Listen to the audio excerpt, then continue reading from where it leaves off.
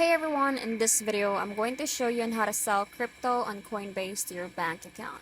So first thing you're going to need to do is open the Coinbase app or visit the coinbase.com, and then you just have to enter your login credentials to access your account.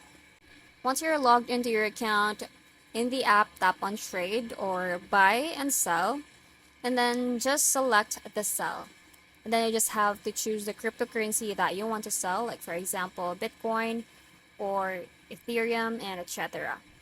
And then you just have to specify how much crypto you want to sell. Then after that, confirm the sale and proceeds will be added to your fiat currency wallet, like for example, USD wallet. Now find your fiat currency balance, like for example, USD wallet. It is under the assets or portfolio. And then just tap on withdraw and choose the linked bank account. Now you have to specify how much money that you want to transfer.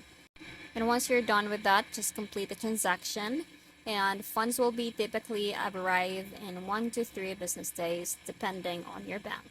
And that's basically it. I hope you find this video helpful.